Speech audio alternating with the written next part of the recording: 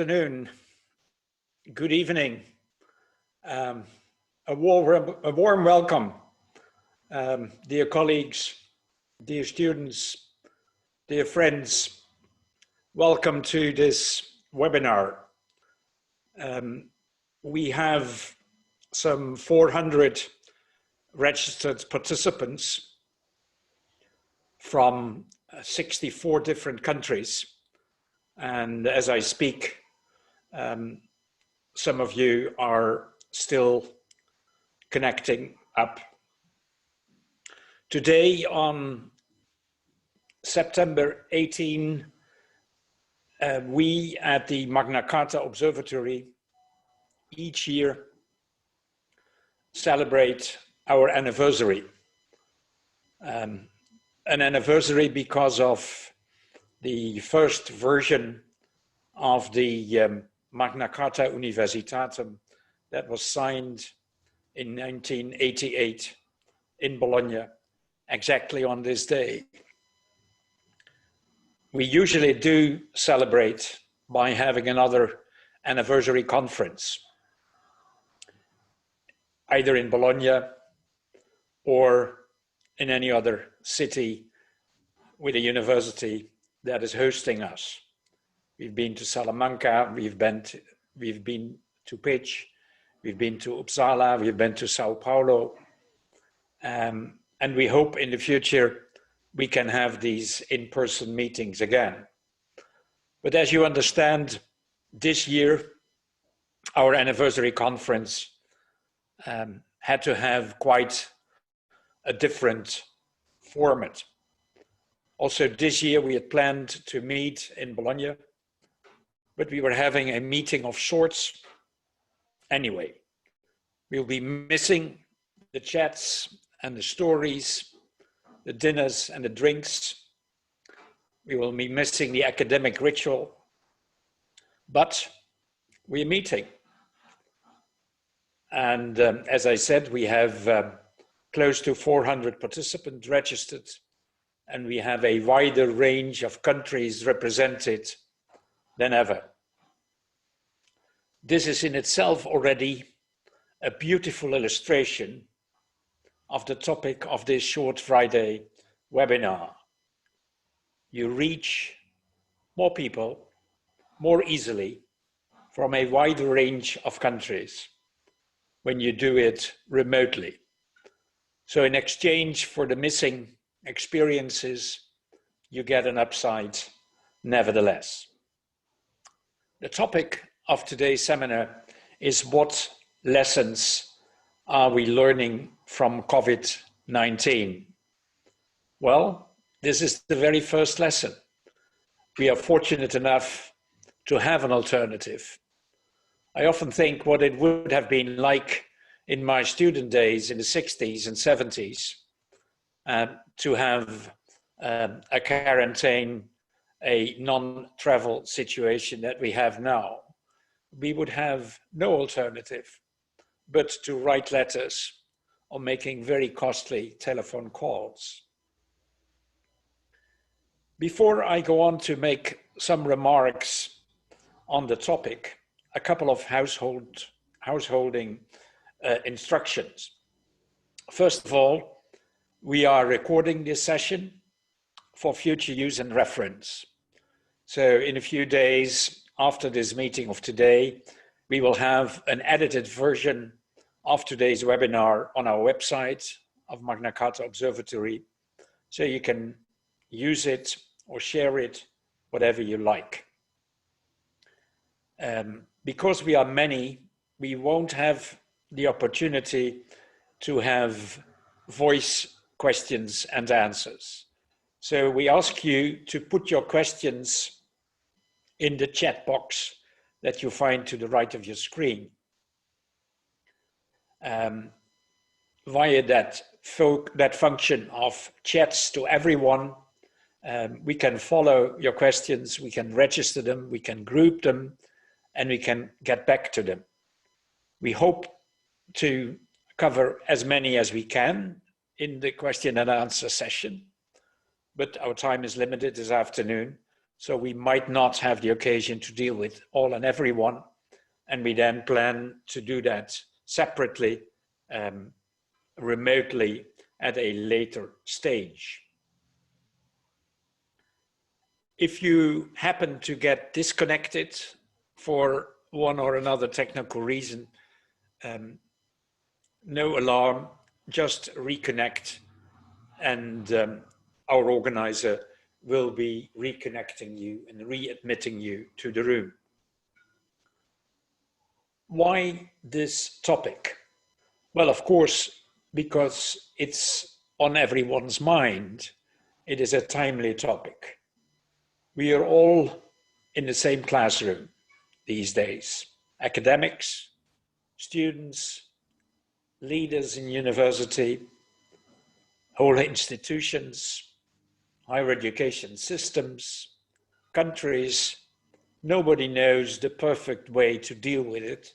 So we're all learners, because most of it is unprecedented. It is truly traveling uncharted territory. And if you're in uncharted territory, one of the few things that help you is a compass. And this is where our mission as Magna Carta is coming in. In times of crisis, or new conditions, or unknown challenges, we believe it is core values on what it means and what it takes to be a university, to be a good teacher, to be a good student. We need that kind of a compass to guide us. That was, in a way, the thing that happened, thinking back in 1988.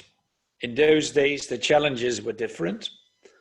It was a time where we had a perspective of a new wave of international collaboration in higher education and research. And again, it was felt in those days that we needed a compass. We needed core values to know for ourselves and for our partners, for those with whom we were partnering, what was valuable, what was core, what was the basic responsibility, the basic principle of a university to be, guiding us in what was then uncharted territory. Same thing today. Today, we have experienced over the last 6 to 7 months a disruption in university life across the globe that in most of our lifetimes is unprecedented. Yet universities have endeavored to maintain their services to students, staff, and serve societies as well as possible, respecting the various safety guidelines. Impact, effects, consequences have been different in different parts of the world. We're going to address this situation and ask these questions. What lessons are we learning? Lessons, learning, meaning not knowing the answer to everything, but being in the process of learning lessons from this present crisis and our behavior, the way we deal with these challenges. And we are fortunate to have 2 presenters who will address this issue. One looking at it from an international perspective, trying to show what in different situations, under different conditions, is the main challenge and what is happening there. And one zooming in on one individual university, facing the first-hand responsibility for thousands of staff and students in one particular country. The first one of those presenters is Eva Egron-Polak. She's a member of the Magna Carta Governing Council for almost 8 years, and she's the former Secretary General of the International University Association. And with that role comes a worldwide view, a worldwide perspective, a big and great network of people from all along. And it's against that background that she will be addressing this issue. Yes. I have great privilege in now giving the floor to Eva. Eva, the floor is yours. Thank you very much. First thing I need to check is whether you can hear me. Okay, and then there is someone else speaking at the same time, so I'll wait until she hangs up, perhaps. Perfect. Thank you very much, Seibold, for the introduction, and good morning. I'm speaking to all of you from Montreal in Canada. So for me, it's morning, but I know that we have participants where it's actually afternoon, evening, very early in the morning. So thank you very much for joining us. I will now share my screen with you so that you can more easily follow the presentation. I hope this will work. And again, I can only hope that it will work. I think the title, What Lessons Are We Learning, is correctly an ongoing question mark, because we are in the midst of learning, as our chair has already said.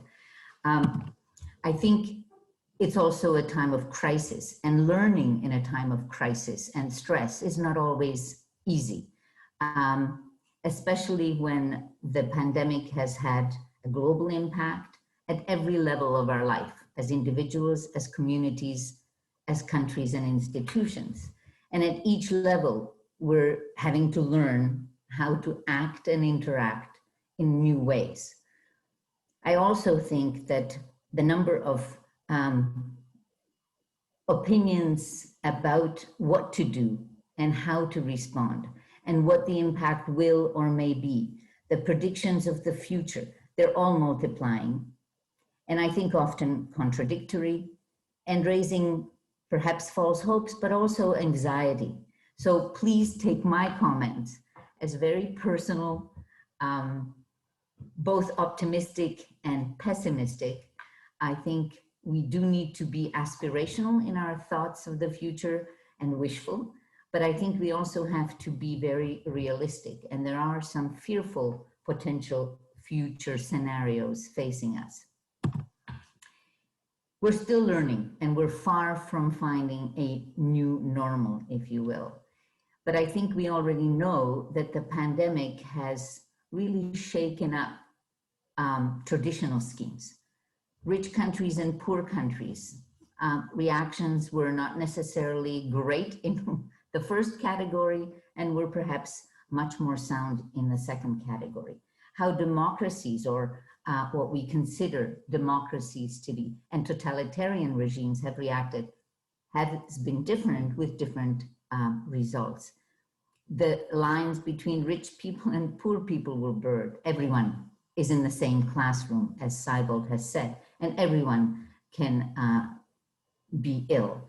And in higher education, just on one dimension, the sending countries versus the hosting nations of international student mobility have reacted differently and have had different impacts. I think the pandemic also brought to light our thoughts about what is essential in our life and what we value and whom in our society we value or not. And that has been a wake-up call. And of course, the reactions and responses to the virus have differed and will differ according to or in line with the starting conditions in every nation, every community, including the availability and how comfortable we are with using technology. And I think in the case of the Magna Carta Observatory, it has been an important illuminating period to see how value systems are different and how they impact on our way of reacting. I think we all recognize that change in higher education is unavoidable and inevitable and will perhaps be long lasting. But at the same time, it may not be the same in all aspects of the higher education mission, nor in every country. I think that the pandemic has blurred the divisions between society and higher education as no other events in the last many decades. It has shown the immense socioeconomic disparities within countries and including in education and higher education. And these have been exacerbated by the unequal availability and access to, but also readiness for the use of technology. I think it showed different approaches to what our individual and institutional and even government rights and responsibilities are. The right to privacy has been questioned in the country where I live normally, which is France. The collective versus individual rights and freedoms. Where is the balance between these? The notion of personal space. In Canada, social distancing is 2 meters. In France, it's 1 meter. And in each country, they're not respected fully, or they're respected very well, depending on the person. How we respect those rules has differed. I also think that the pandemic has really shown us the strengths and weaknesses of various political systems. We thought we were clear on what political regimes, such as a centralized regime, were all about. But we see that being a highly centralized country in a pandemic of this sort doesn't work. We do need to decentralize, and some countries have moved that way. So the strengths and weaknesses of our systems has been shown up. Of course, the economic regimes as well. But I think it's also shown the risks and limits of the level of economic and political globalization in which we live. At the beginning, the pandemic undermined the trust in multilateral and regional institutions, but I think over time that has also started changing. Even bilateral relations in countries like Canada, US were in threat. And within Europe, there were tensions between countries. So the pandemic really showed that things can change very rapidly from what we consider the norm. And I believe that higher education today and into the future will not be able to ignore these critical issues working at home, but also in the international cooperation that we will continue to maintain. For and in higher education, I think the pandemic showed us the vulnerability of humanity despite modern science and technology. We're still just human beings who can be facing this kind of a threat and not know solutions. And that's a wake-up call. But it also showed how tremendously resourceful universities and communities are. As Seibold said, we immediately saw institutions of higher education responding and maintaining services. So our capacity to adjust and show a strong sense of solidarity was visible very quickly. I think we also saw how unstable or volatile the trust and confidence in science can be. I think here too, there's been a waning. At first, we turned to science for the solutions. Then we began to see that science and experts had different opinions. So there was a mistrust that came as a result. Today, I think we recognize that without science and expertise and research, we will not find solutions. I think the pandemic and the fact that the lockdown was nearly global showed the high price of interconnectivity and the huge ecological footprint that internationalization and international collaboration can have. We also saw that the risk of exclusion for vulnerable groups is very high, including for our students with disabilities, international students who became stranded away from home. And today we're looking at the risks that come along with living in small social bubbles. I think it was also very clear that crisis management and preparedness in universities, let alone in countries, is absolutely essential. We also saw that higher education, no matter how international we say it is highly rooted locally, subject, of course, to local and national policies. And it is essential at the same time for social and economic reasons. A university that does not reopen means something to an entire urban center. This was very clear when University of North Carolina, Chapel Hill opened because the city really needed the students to be returning and welcomed them very much.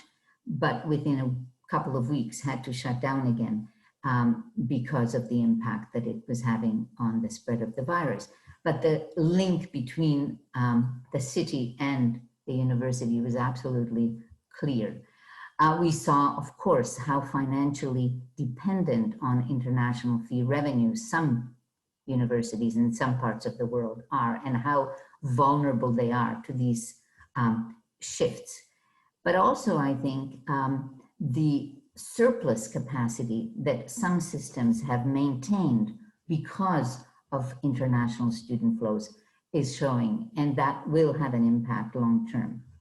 We saw a lot of innovation and sharing of lessons like this one, this webinar, but there are many, many, many others where specifically communities are learning how to improve online teaching, how to maintain academic quality despite distancing. So this is the collaboration is continuing.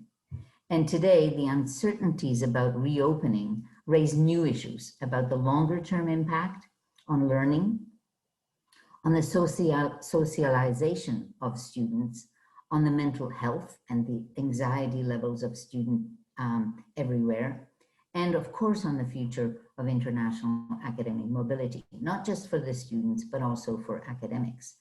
I think we're also looking at the risks of working exclusively online for academics, for researchers, for staff at universities.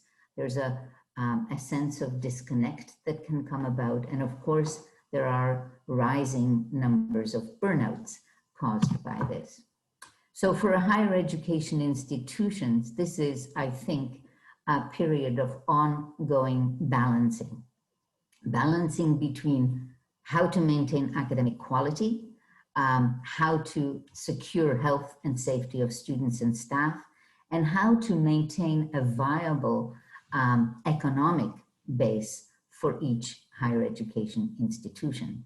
And I think that the one rule, as we have been reading articles, for example, the rectors or vice chancellors from 6 different parts of Asia wrote recently their experiences. And one thing that was a leitmotif in all of their sharing of experiences has been how flexible and how quickly and responsive they had to be at the institution level. So you don't have a plan A and B, you have a plan A, B, C, D, and maybe you will find one of those plans will really respond to the needs of your students and of your faculty.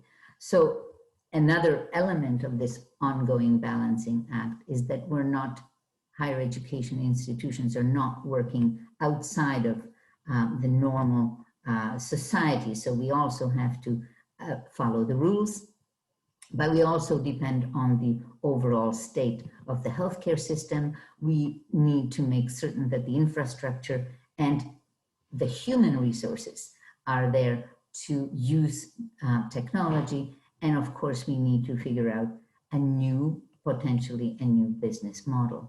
And this will take a long time into the future to adjust for our adjustments.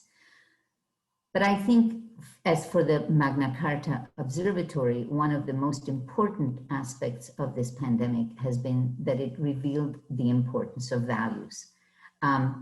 Values of solidarity, empathy, and partnerships that underpin and should underpin higher education were recognized and foremost. We also saw how important transparency and honesty is in reporting what is going on and in ensuring that there's trust.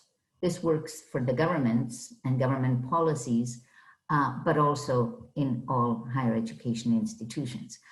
The government of France for a long time said, for example, that masks were not necessary or even useful, and yet it was really that they were unavailable for the mass availability that was needed.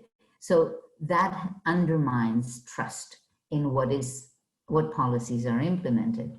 And so transparency and honesty has become a key. I think the value of intercultural understanding and understanding of why and how individuals respond to and obey rules and responsibilities, and why they do so and why sometimes they do not, is very important.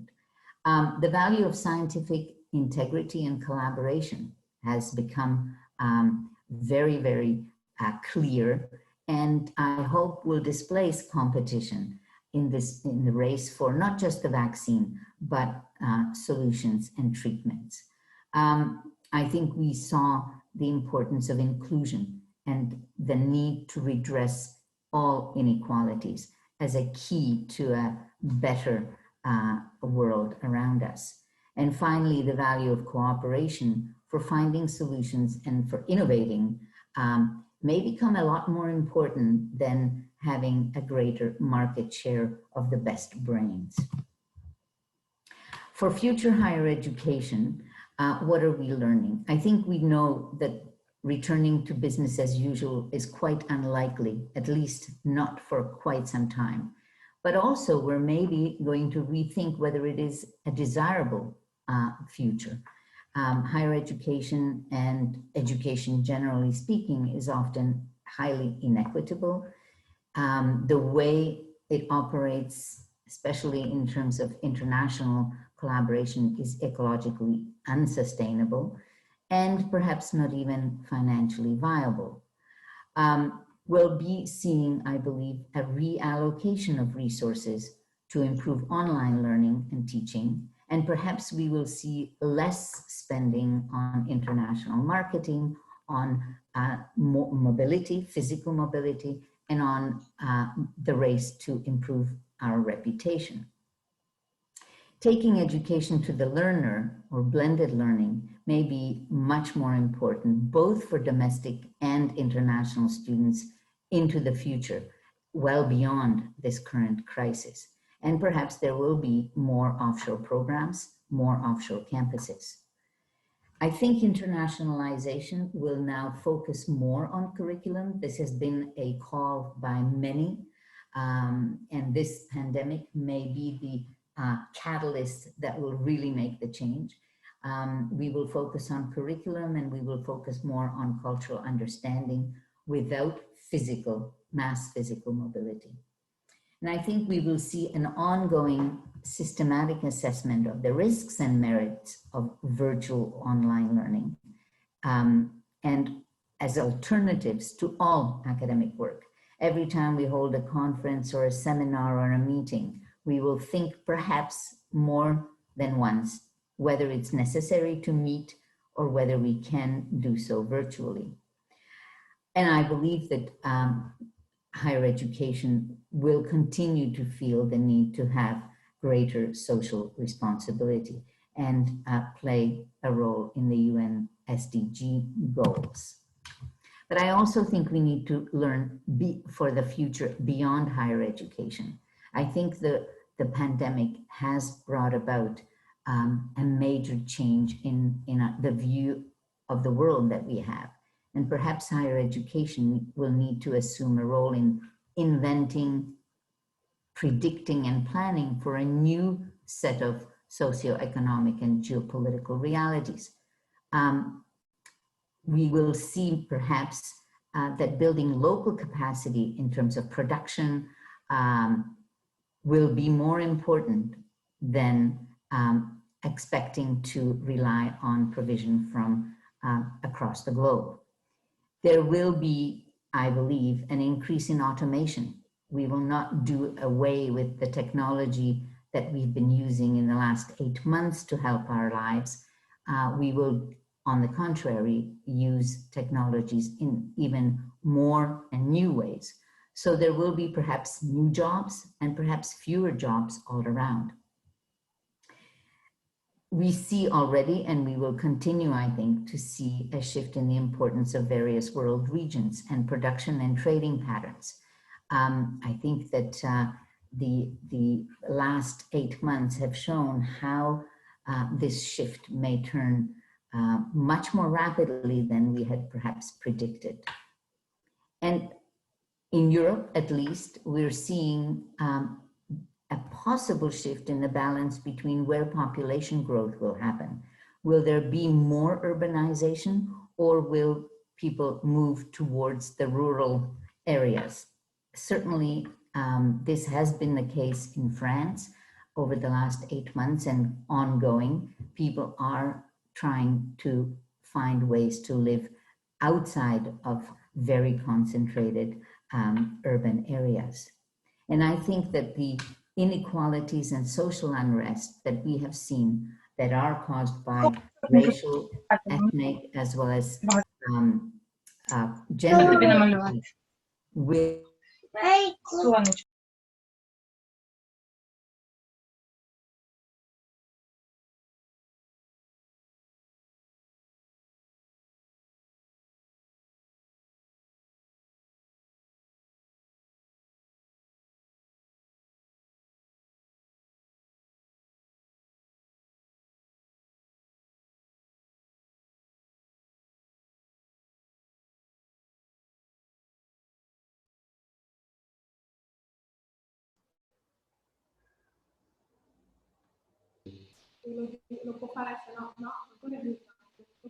Eva, sorry, we cannot hear you. Can you switch the microphone on? I thought it was on. Can you hear me now? Yeah. Okay.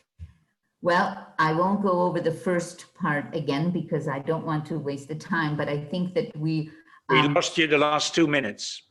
Okay, well, let me just start with this slide then, with the last thoughts before I turn the microphone back to you.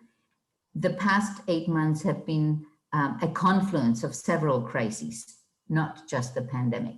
The Black Lives Matter movement, the economic recession or slowdown, the fact that experts have linked the pandemic to our unsustainable exploitation of resources, the disruption throughout all of the education system, from primary to secondary to higher education.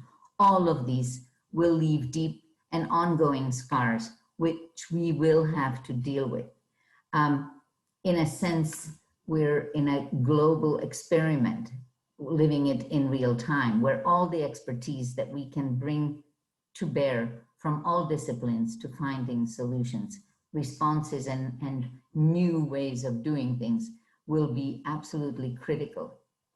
And I think this is an opportunity. And I know that many higher education institutions are already rethinking and reassessing what to change, how to change, what aspects of the response they have put in place they will maintain into the future. They are thinking about what trajectory to adopt for their own institutional development. And I will come back to what Seibold began with. I would ask the question, why not start with the values? As we rethink higher education, why not start with the values that are and should be central to all of our work? It's completely clear that higher education is learning valuable lessons now.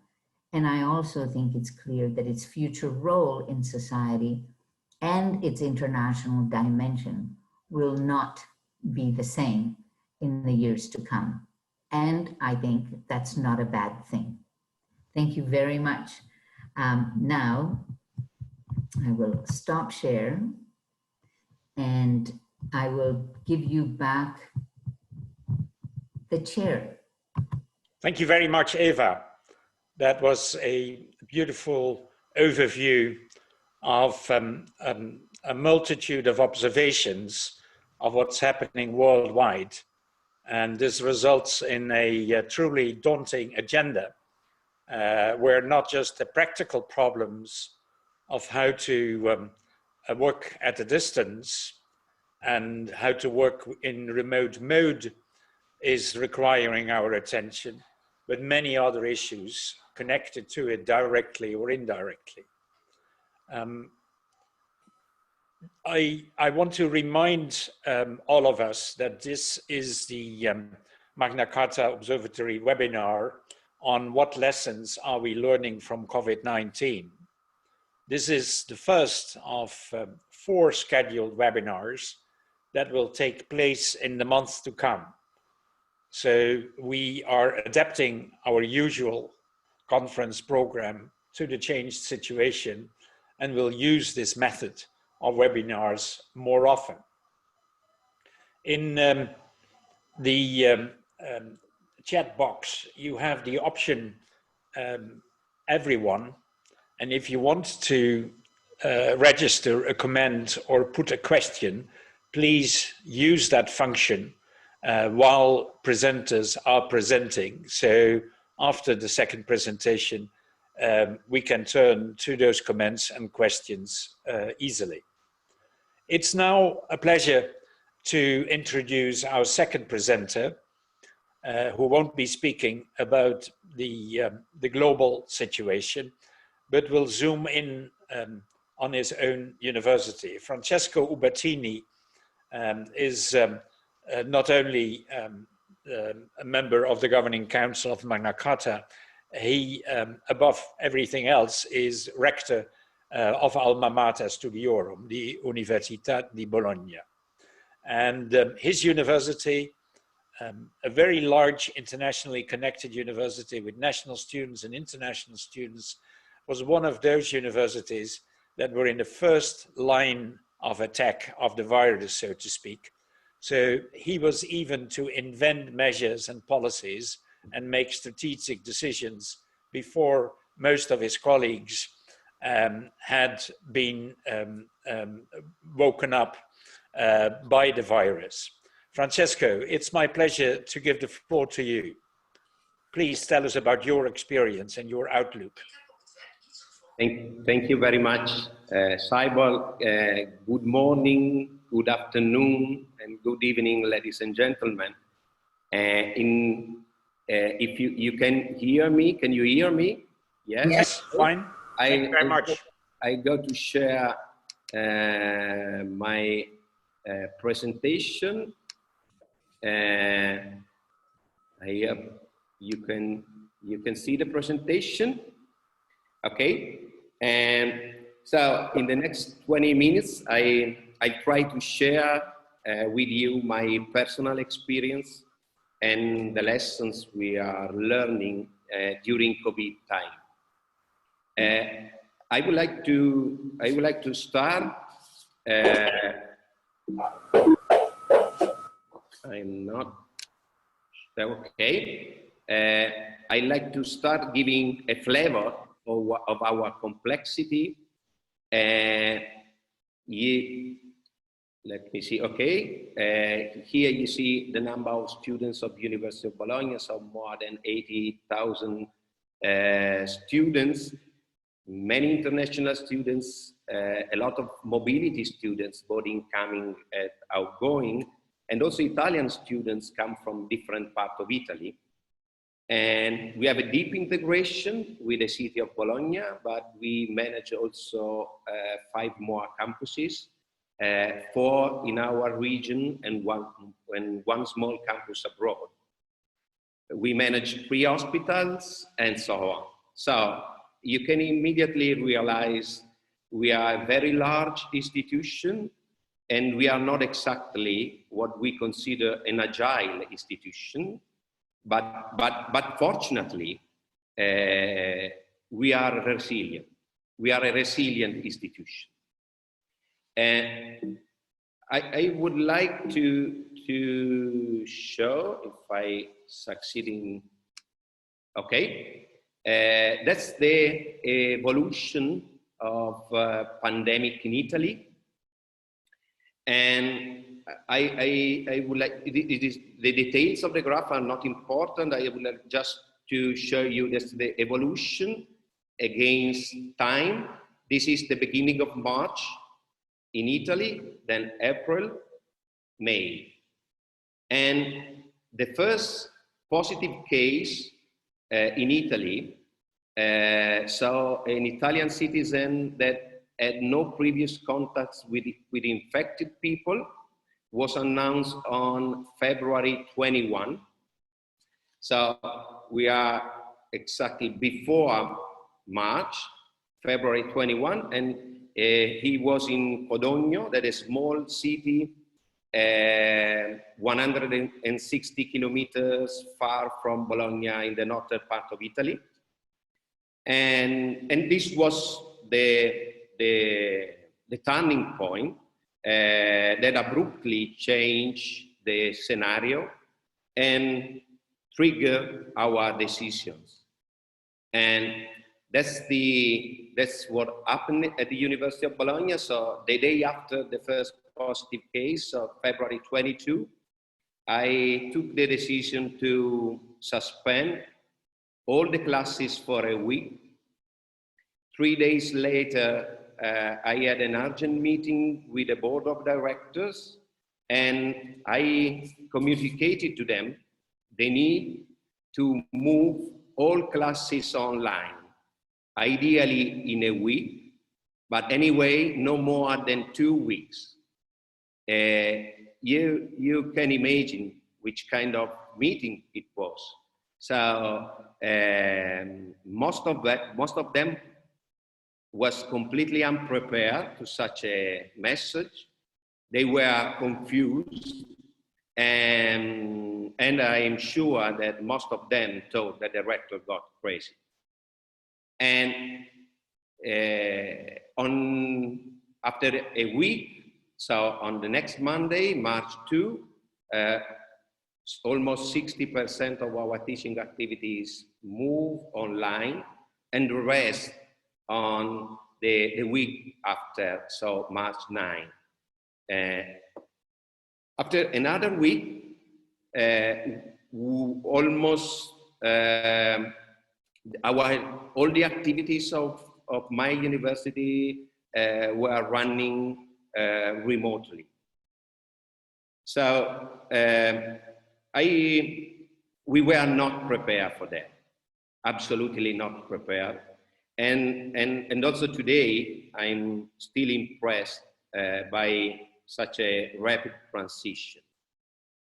And I would like to share with you some thoughts that if I go back to February 22, and at that moment, I felt the urgency to take actions based on the information I was receiving about possible scenarios. But it was not an easy task, because any action would have had a significant impact on the lives of thousands of people. And any action was risky, as the national situation was very uncertain. And here I collect on this slide 4 basic principles that guided our actions. First of all, first priority, securing our community, so the health of our community. But we should consider that University of Bologna has never stopped since the foundation. Not even war stopped the university. So it was unthinkable that the virus caused our academic year to end ahead of time. There was no way we would allow such a thing to happen. And so the point was we had to react fast and possibly in the right way. The third point was that we had to get through the storm while considering it as a chance to improve us as a university as a whole. So trying to seize the opportunity. And the message, and my message was, nothing should be canceled. But we had to rethink, we had to reinvent our activities in a different way, in a way compatible with the emergency. And the last point that was mentioned also by Eva before, no one should be left behind. So inclusion, pay attention to inclusion. So great attention to vulnerable groups. Let's say international students, low-income students, faculties not familiar with online tools, but also staff that were non-digital staff. And based on this reasoning, I try to move ahead my presentation. Okay, we identified two key points in order to be successful in our actions. So they need to streamline decision-making processes, but at the same time, the most important question to me at that time was how to convey the sense of community in the days to come. So this is a very important point. I'll come to it later, but this is very important because my institution, our institutions, rest on socialization. And this prize as some unique feature that can be mitigated by social distancing. So it was very important to me, and I spent a few words later on that. So tight decisions, but also involvement and participation of our community. And the crucial factor was communication. A frequent and clear communication to guide the community through the storm, but simultaneously a communication that should instill commitment and trust. So based on this, I need to go ahead. Okay. Okay. On the February 22, we took the decision to move online all our classes and to create the conditions to continue all our activities with staff working from remote and in a different setting. I then want to go through the initiatives in different sectors that we launched during the last month. I would like just to mention a couple of them in each sector. As far as teaching, I would like to mention two restrictions that we impose at the early stages. So during the transition, that in my opinion, are coherent with what I show you in the previous slides. So during the transition, we restricted professors in two ways. So classes timetables could not be changed. And all classes were to be delivered in a synchronous mode. So live stream. So the way that was most similar to the face-to-face lecture. And as I said, we pay a lot of attention to vulnerable groups. So we were particularly concerned with our international students, and we support them in various ways. That's, for instance, I make this example of international students. I say in various ways, so from the activation of a multi-language medical support service, to online groups for mobility students organized based on geographic area, also to help them to come back to Italy. An online psychological help service, and an online transcultural consultation service. Just to mention that we consider a priority to be inclusive in the transition. At the same time, we continue our ordinary activity in a new way. Just an example I would like to mention. We reinvented our annual students fair for prospective students, that with a huge effort, the fair took place completely online, and we had 33,000 students from all over the world. Let me spend a few words on research. I would like to mention two main actions.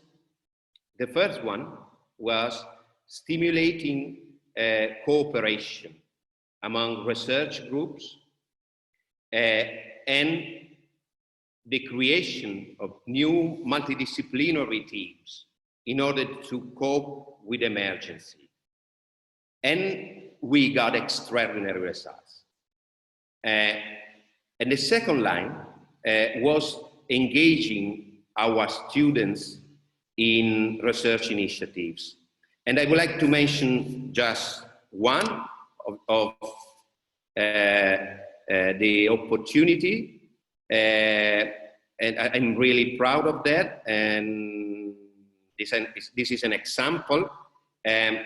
Transform Energy Now is an open innovation design process aimed at developing solutions to address real challenges in the second phase of the emergency.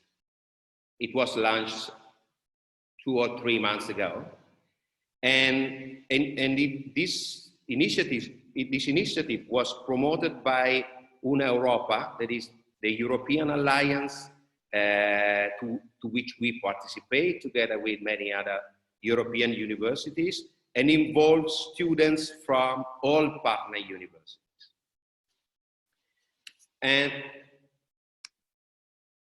let me come back to the point of communication and sense of community. And the difference between the COVID emergency and other crises, or one of the differences, lies in the peculiar way to contrast and mitigate it. We all know very well we need to respect social distancing. And we experience a lockdown period. And so this is a very unique feature with respect to other crises we faced in the past. But we know that empathy, reassurance, hope for the future are critical factors to manage a crisis. So how to combine social distancing and empathy, and how to keep a sense of community that is so vital for the university in a remote setting. So I would like to spend a few words on my solution to that. It's a very personal solution. So I started to communicate to the entire community, students, staff, professors, PhD collaborators, so 100,000 people. And I start communicating daily. And during the first weeks or during the first days, as you can imagine, these communications concern mainly safety protocols, organization of classes, exams, degree ceremonies, closure, reopening, and so on.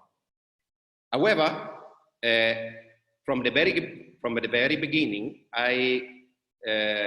we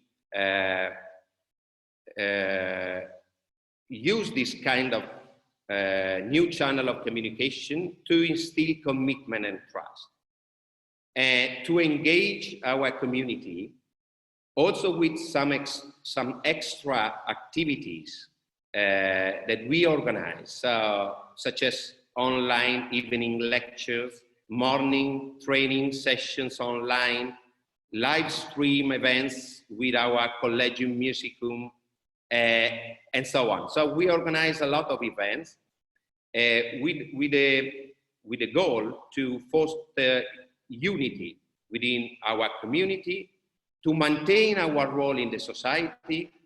We were in the mid of lockdown, and we use a lot social media.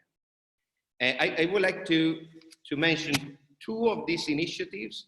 So one that was called Unibosera. We invite all our professors to give a short lecture on the so-called waiting time and of lockdown, waiting time of lockdown. And we offer these lectures every day from Monday to Friday at 9 p.m. And the goal was to invite the academic community, the citizens, to think about changing habits, fears, new forms of sociality, the perception of time, and our common future. And it was great to see and listen various voices from different backgrounds, reasoning about the same topic like an orchestra. And the second, every day at noon, anyone could listen to Words for Us, this short 3 minutes video where great artists of cinema and theater interpreted the words of Omero, Virgilio, Platone, Sophocles, Aristotle, Seneca, and so on. Words that have resisted time and can now help nourish a new hope. So I was told during such an uncertain period that living this virtual context and reading those messages was like receiving a daily bulletin, so containing information and instructions to follow, but they were also a source of comfort and proximity. And you can believe how many emails I have received, I am still receiving from students and their family who thank me for my communications and telling me how this helped to enhance their well-being and safety perception in a very uncertain moment. I go through the end, just a couple of slides to show you some feedback very shortly. We launched some surveys during the last months just to understand what was going on. That's the result of a survey on student satisfaction for online teaching. And what you can see, apart from the colors, is that the satisfaction was quite high. But this does not mean that they want to be always online or they prefer online to face-to-face lectures, but they appreciated the reaction of the university. And the same we experienced for our services. These are the results of a survey for students, faculty, and staff on the satisfaction for our services. That's a survey that we launch every year. So here you see 5 services, and for each of one, you have the results of 3 surveys. 2 years ago, last year, and the darker one is the survey we launched 2 months ago. And what we see is that the satisfaction, that's surprising, increased during that time. But this is not because the absolute quality of the service was better than before, but just because they appreciated the sense of community. And that's just some keywords for tomorrow, that is now today, and something that on which we are working on now. But I would like to close, because I am going to the end, to spend 1 minute on what lessons are we learning from COVID. And so from the organizational point of view, my answer is resilience and flexibility. In the last months, more resilience. In the next months, more flexibility. And for the role of the university, of the role of higher education institution, I think I would emphasize our social responsibility, as Eva said before, and the need to have a stronger commitment of universities towards a more sustainable world, and particularly on United Nations Sustainable Development Goals. And I agree with Eva, we are still learning. This is not the end. And finally, the very crucial factor for us was engagement of our community. And what we did during this period was thanks to people. So engaging our community was really crucial for us. Thank you very much, and I leave the floor to the president. Thank you very much, Francesco. Very inspirational story about your 6 months with number 19, stressing resilience, making something that we used to think as nice and extra in teaching to be the core, and moving the whole university, also those who were always very hesitant to work in the remote mode. Same thing with the research agendas. They sometimes seem very inflexible, and suddenly it was possible to adapt them within weeks and reset them and have students play a role in research programs from one week to another. While in the past, they would probably take months to be discussed, if they would ever happen. And last but not least, stressing the key role of socialization, how to keep a sense of community. We take a couple of minutes, say 10 minutes, for some selected questions to which I would like your responses. First, to Francesco. One of our colleagues, Caroline, says this is all very admirable, and yet we all know that a primary response to a crisis is often sort of mobilizing all goodwill and energy. How do you think you can keep energy levels for a longer period? Yeah, that's what I'm trying. I have no definite answer on that. That's the point I'm working on today. We are in a phase that the emergency is still there.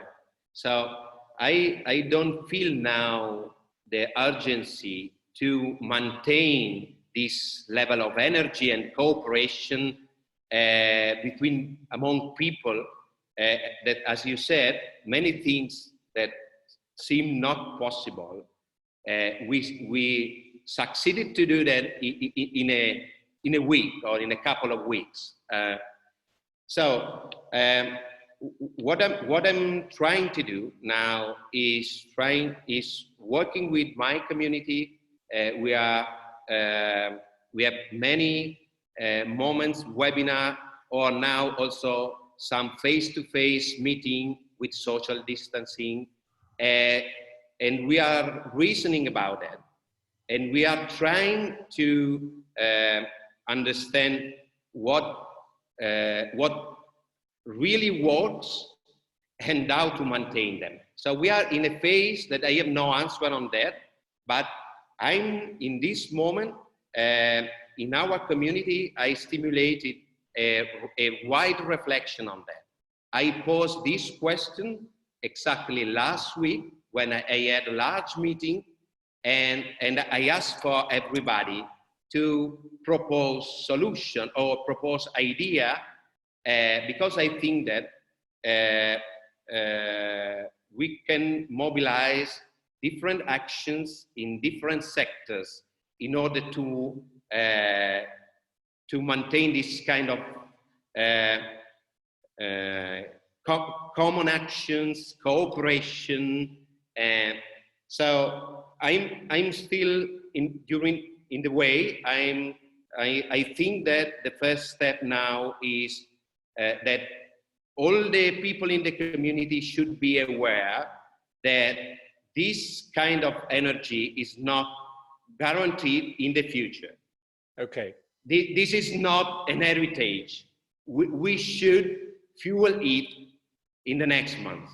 Exactly. So, and I'm trying to increase the level of awareness now. Yeah, thank you very much. Eva, we have a question from one of our colleagues, Vera, who said that you talk about the need for a reset of the internationalization mode, from a concentration on travel and mobility to curriculum and cultural learning. Do you see good examples of how to do this, or is this something that we have to invent from ABC?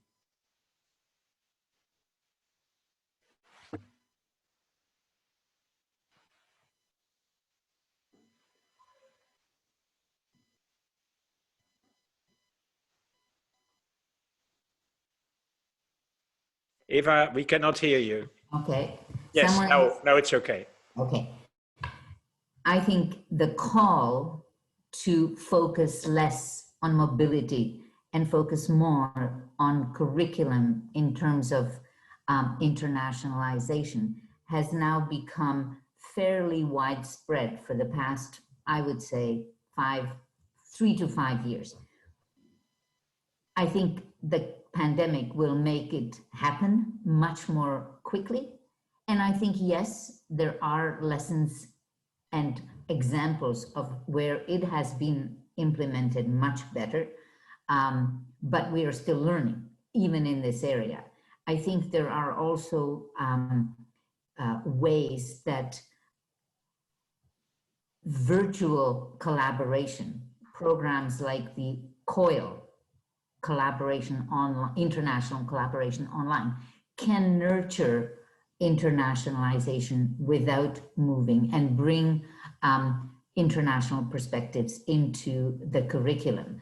I think we will rely a lot more on looking at the content of what we teach and how we use international sources than sending people out to learn about other cultures. We will bring those cultures into our reading material, into our examples, into visiting faculty that can come online. I think one of the important things that you started with, and I think Francesco also pointed out, is that the fact that we can do things virtually can actually broaden the outreach that we have to far more parts of the world. There were 30,000 students at their open house, and there are more representatives of more countries in this webinar than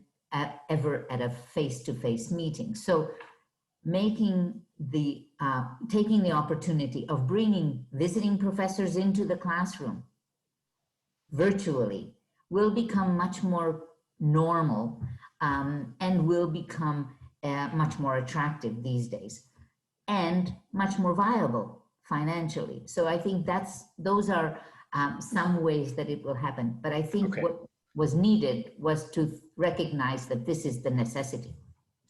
Okay, on a slightly different but connected theme, one of our colleagues said, when you talk about values and ethics, it seems that we need to move, I think it was Costas who said this, that we need to move from an ethic of conviction to an ethics of responsibility. And in a way, our colleague Daria from Rudin University in Moscow said, it seems, listening to you, that we need a broader socio-political agenda and universities to be part of this sort of New Deal and maybe even be architects of it. So this would mean that not just the research agenda of the university is at stake, but also the view and the role, the contribution of university to society. Would you agree? Maybe I'll start because I'm still unmuted. I think that's exactly what came through from the example of the University of Bologna, reaching out to the entire community, not staying within the higher education institution, but reaching out to the community to make certain that the community realizes the university is there, the university is sharing its resources, its expertise, its empathy with the community. But it's also linked to what I was saying, that this pandemic really broke down the walls between the university and society. The whole community was suffering, not just the students, the faculty, but also your next door neighbor. And we were all, in a sense, realizing that there's a collective, there's a need for a collective action. It doesn't happen only in one sector, it crosses all sectors. And I think two things that I didn't say and I should have said was the role of social media. We often know that social media can have a very negative impact on our lives. But I think the pandemic also showed how positive it can be, how it can mobilize, how it can facilitate. So research on what has happened and how to sustain the positive of what has happened will be an agenda for the universities. Communications was the other thing that I should have said, and I'm so glad that the rector insisted on it. Transparent, frequent, and honest communication is another responsibility that universities will need to integrate into all of their work, but also teach it to the students. Okay.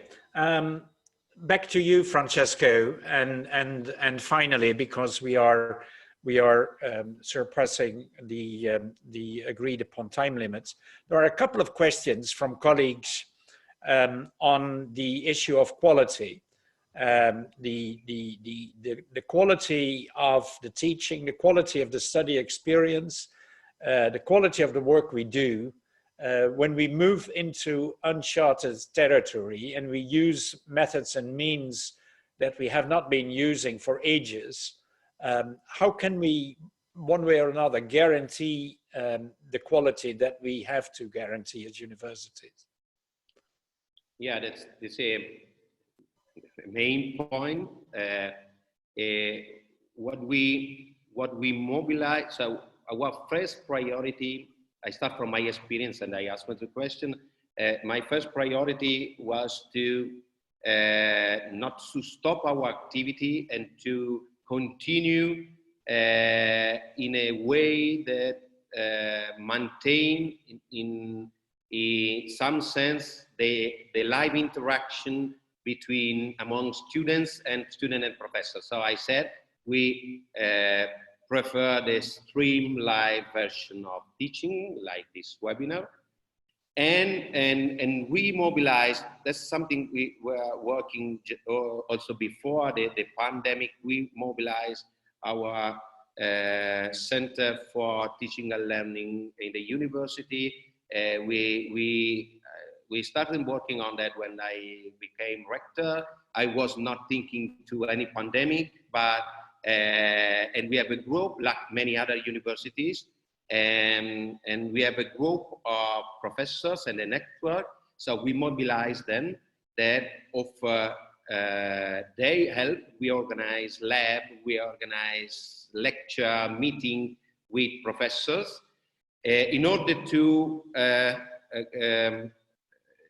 with two scopes. So the quality, to be sure that the quality should remain at the same level. On the other side, help them to be comfortable with this new setting. And so, but from this point of view, we are still in emergency now because we are going to restart our activities on Monday.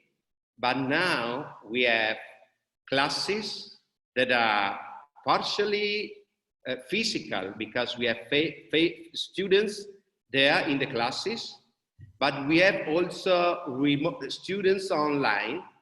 So the class is in some sense broadened, so it's extended, and the new challenge is how to manage students and engage them, both the remote ones and the students face-to-face.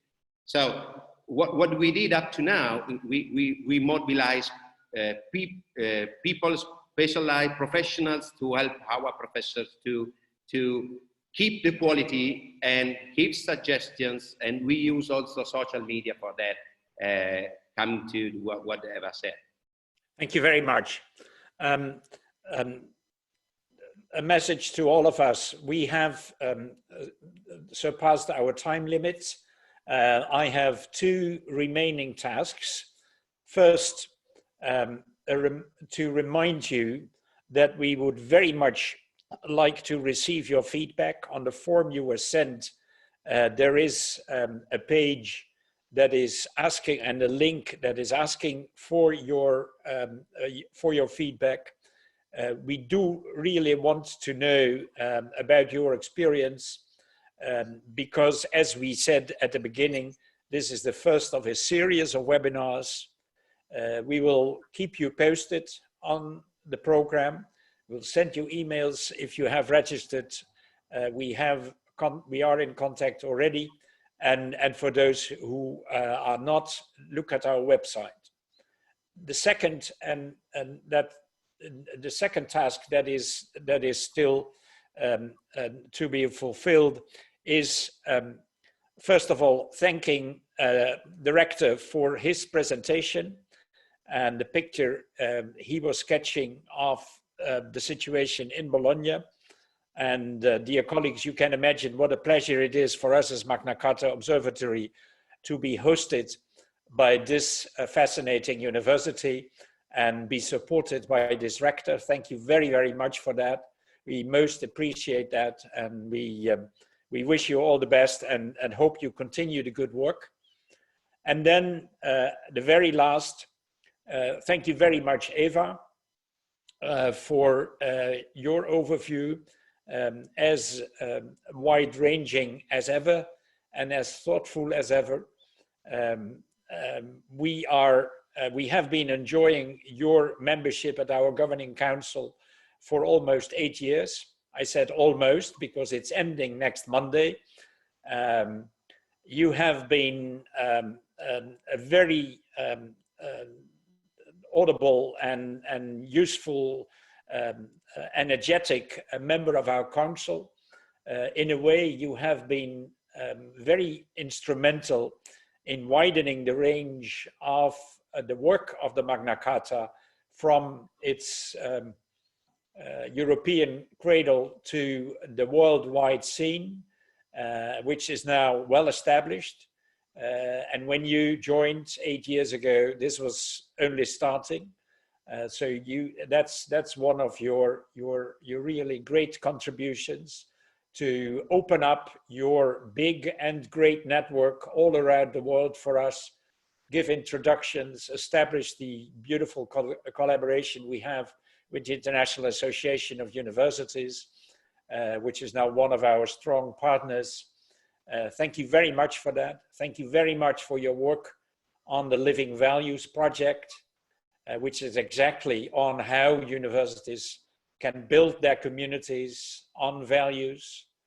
You have been one of the architects of that project. Thank you very much for that. And last but not least, just like Francesco, you have been part of the drafting group of the new version of the Magna Carta that we have finalized and that we will be launching in our next large conference in June 21.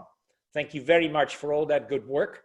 Knowing you, I'm absolutely confident that you will remain not just a friend, but that you will remain a collaborator. And I look forward to that very much. Thank you very, very much. And thank you very much, all of you, for your attendance. Please send us your feedback and make sure you're with us again next time. Thank you very much. Enjoy the rest of your day and the weekend.